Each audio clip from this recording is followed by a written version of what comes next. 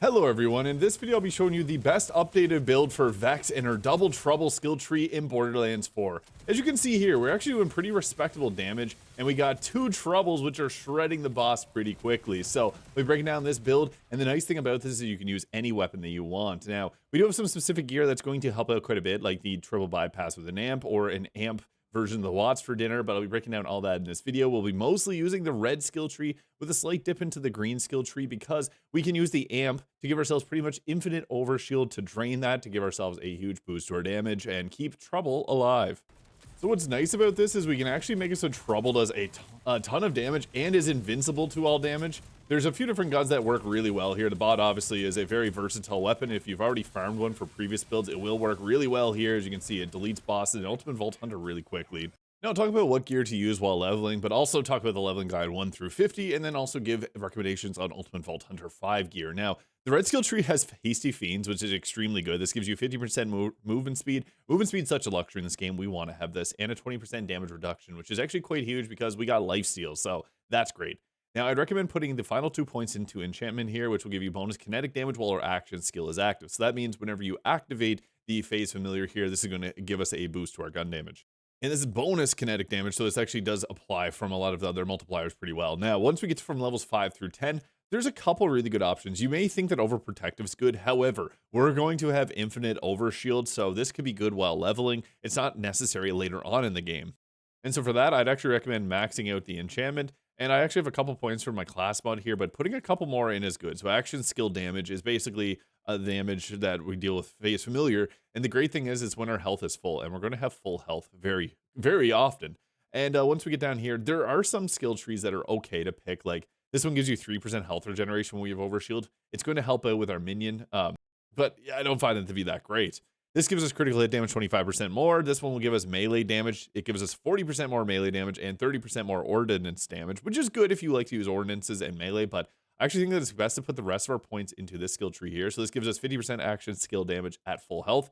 And then you can put the final points into the claw and bang there, which will give us a slight bit of melee damage, which is good because it's going to boost up Trouble's damage a little bit.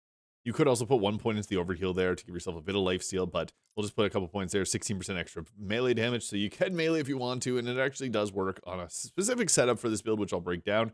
Now, for our best augment, it's actually going to be beast mode, so this is a skill. Whenever you press and hold F, this will command Trouble to enter beast mode, which makes him immune to damage. This is great if you see that he's drawing aggro from bosses, gaining increased attack speed and movement speed for a duration, so it gives him 30% extra attack speed and movement speed, so this is great. And kills will also extend this duration. This is really powerful. The other ones are okay. This will give daggers dealing melee damage, and this will make it so that he taunts them. The violent outburst will explode him, and early game blink strike can be nice to do a bit of extra damage, but I found the beast mode is by far the best. Now we got an option here because we want to get down to the Double Trouble, which got a huge buff, and now the illusion does 75% damage, and the damage taken multiplier is actually boosted up to 300% instead of 200%, so that's really good.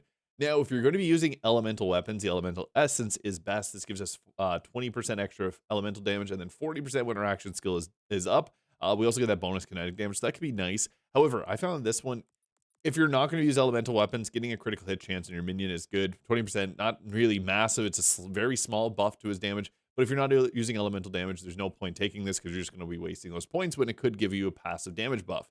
Now, once we get down here, there is a few other options that we could go with. If you're not going to be using, like if you're going against bosses, this can give you 75% extra damage, but you take 30% more damage. This will scale up as you kill enemies.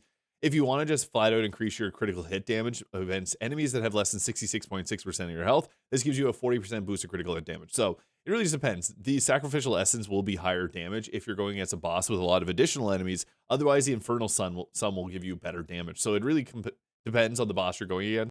This one could be okay, Reawakening, but I just found for bosses without lots of ads, use Infernal Sum. For bosses with lots of ads, use a Sacrificial Essence. What's great is this critical hit damage boost also applies to the Keen Fiends. Now, we got ourselves the Double Trouble, so basically whenever we are fighting, critical hits will have a chance to create an illusion, and the illusion becomes badasses when the Phase Familiar is active, so we want to activate our Phase Familiar when the illusion appears. It has a 15% chance on a critical hit, and it'll last for 8 seconds. It has a damage multiplier of 75% and damage taken multiplier of 300%, and you can have up to 3 illusions at a time. These actually give you a pretty respectable damage boost. Since we're down here, we're going to take Tail Whip too. This allows Trouble to attack an area of effect. Doesn't do a lot of damage, but it's just a little bit of aggro pulling. At this point, I think it's best to continue on into the green skill tree. Now, there's two options in the green skill tree. If you want to use a kinetic weapon, as mentioned, if you want to use elemental, don't use a kinetic one here. You can swap because you'll keep the attunement for 6 seconds. So if you use a kinetic weapon and swap to your elemental one, you'll have lifesteal for 6 seconds while you have that in your hand. So that could be nice. If you don't want to use kinetic weapons, go with grave sights, which will give you increased critical hit damage and gun handling, and then grave implements and down to target pre-science. If you want to use kinetic weapons, which I believe is better, this gives us 10% lifesteal, keeping our shields full, and overshield to drain them. We'll then also take Bloodletter, although I don't find Bloodletter's that good after the nerf, I'll be honest with you guys, but this does apply a status effect, so there are some benefits to doing that, I guess, especially if you're playing with a Harlow, but this bleed status is not really that great anymore. You could use Grave Implements, will give you 20% extra gun damage when you take out an enemy, and that lasts for 10 seconds. You have 3 sacks, so 60% extra gun damage, which is nice, but this can be good too. It's really up to you. I found that both work decently well. This one, if you have a boss with a lot of ads, is better. And we're going to take the material components here because this will give us increased kinetic damage and status effect damage, which directly applies that. But again, if you don't want to take that, go with these 3 here. Now we get down, and I really want to take the Phase Pocket because it's going to give us increased ammo, and this can actually boost up some of our weapons quite a bit. And to get there, Drink Full is nice, giving us increased fire rate, which is actually going to make us shoot really quickly, which boosts our DPS quite a bit. Keen Mind is nice, though, giving us critical hits on skill damage, which is a little bit tricky because that's usually applied to the Incarnate, and this now applies to Trouble. I haven't found this. I tested it. I didn't find a massive change, but I like this one. The Drink Full is very good, and we're going to want to have this, so we're shooting faster with the Drink Full, and we're going to want to have more bullets, so the Phase Pocket works really well here. And this also increases our gun switch speed. This works really good on any guns that have the Torglace and Stickies, because the more of these that you can shoot onto the enemy, the more damage that it's going to do, because they get they get more damage the more of them that you stick on the enemy, so the more that we can stick on the enemy, the better. I like, for the class mods, the Shielded Teen Witch here. So this one gives us maximum shield capacity, which is great because that allows us to have more overshield to drain it for some of our other abilities. But the reason that I like this so much is this allows us to have this applied to our shields and overshield. There is a class mod specifically for this with the Kindred Spirits. Using command spell gets Vex, bonus kinetic minion damage for guns, and command skills will deal gun damage. So this makes Trouble's damage actually really high. This also gives us a 40% boost of kinetic damage and command's cooldown rate. It just doesn't work as good as the Teen Witch. The Teen Witch is by far the best, and the Teen Witch can, of the 4 skills the Teen Witch gets, 3 of them are from the red skill tree. This is a really good role for it because I was able to get 3 points in Corporeal. So Vex and her minions gain increased maximum overshield capacity and overshield duration, so we get 36% extra overshield, and we deal 18% more damage while we have overshield. This is really good. I even experimented putting points into this to take this up to 6, which gives you 36% extra damage dealt with overshield and 72% extra overshield capacity. So this is really good if you want to not take the green skill tree and go down to here, although these other skills are kind of useless. This also gave us the Blood is Magic and also Grave Thirst. I like to have 3 points in this ideally, but this is fine because 3% lifesteal per stack kill skill, and your minion will also get lifesteal. So this keeps Trouble alive too, and this is why I think this actually works out very well, because we're gaining overshield, so that when we use the Watts for dinner, this is the best shield by far. It took me like 5 hours to farm this. I had the worst luck finding this, but the reason that this is so good, your shots will drain 35% of those shields for 150% gun damage. This is extremely powerful. So the reason that we want to find this one is we're going to have infinite shields up. You may have saw at the start of the video. I mean, shields basically never drained. This also drops over shields. Watts for dinner is a great shield. You can use a one without it, but I just found the damage output's way higher with the amp. If you can't get an amp, get a Siphon one, which will give you an overshield on chance. The Cinder Shelly actually kind of works well with the extra damage reduction you can get from that. And the Super Soldier, which is nice too, because you can also Siphon with this. And with the Super Soldier, you also get ammo regeneration, which is pretty useful. Now, one thing that I really, really want is a enhancement that's going to have any increase to our magazine size. This has a 75% sniper rifle magazine size, so it's applying to the Stray, which is great, and it's applying to the bod because the bod gets all benefits. We want the bod to have as much ammo as possible. This sticky one only has 6 bullets, but with this, it's doubling or giving us 75% more, so it gets up to 11 pellets, and that's a huge boost to the overall damage. Now, ideally, you'd get a gun damage roll, like a plus 25% gun damage, because that applies 5 times to the bod, which is really good. And a thing with the Vladoff licensed parts is also really good too. However, with this one, I found it to be pretty effective because we want to get that. Anything that's going to give you increased magazine size and gun damage will be great. Ideally, you could get the Jacob's License accessory for extra chains, but that's fine. Now, the critical hit knife got nerfed really badly. It sets it to a 30% chance. It will be getting fixed to boost it to a plus 30 instead of just a flat out 30% critical hit chance. which will help out on certain builds, especially this one. However, this is still okay. It's still a good choice.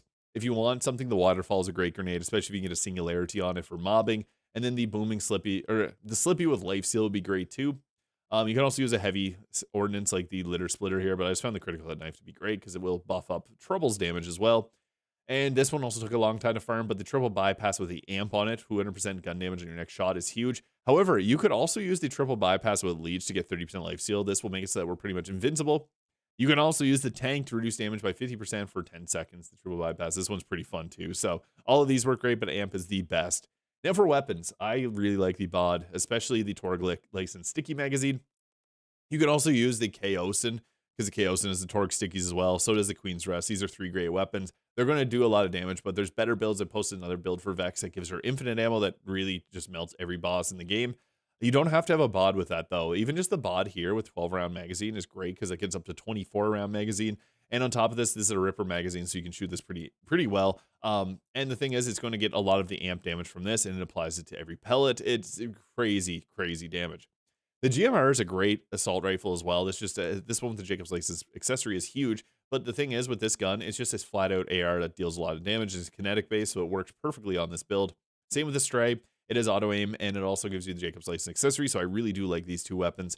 But if you want something else a little bit more untraditional, you could go with like the purple stellium with a energy disc underbarrel, because these will bounce around, especially if you use a critical hit knife. Also, something like the double-hand shotgun's pretty effective if you have a purple. And the Hot Slugger is a great one. So is TK's Wave. I actually like all of these. I'm going to put TK's Wave on just to show this one off because it is fun. Now, ideally, you would actually just command Trouble right at the start there because that's going to give us a big boost to our damage. And then you can apply the critical hit knife. That'll boost Trouble's damage rate. And then it'll also summon in the extra Trouble, the double Trouble there. But this is the GMR right here. You can see my head's blocking it, but I'm keeping full overshield just because every time we shoot, we drain our shields. That's going to keep it full. And there's the extra Trouble, Trouble's Illusion. And same deal here now with the Stray, which does huge damage. We're going to activate our action skill there, throw the grenade, and then we have our double Trouble there. You can see we're actually shredding through it pretty quickly. The Trouble, the illusions there are grabbing aggro pretty well too. The damage potential isn't super high just because obviously like a lot of these things got nerfed and the bleed got nerfed, but we cleared that boss in Ultimate Vault under 5 pretty quickly. And here's the Torg TK's Wave. You can see it does insane amounts of damage, and it'll also chain around to multiple enemies, and it's a Torg, so they'll explode. The damage from this is nuts. It burns through your ammo really quickly. That's why I like the extra boost in the ammo. And it'll also ragdoll enemies, so TK's Wave, very underrated weapon. It just hits really hard, and it's kinetic based, so it gives us great life steal.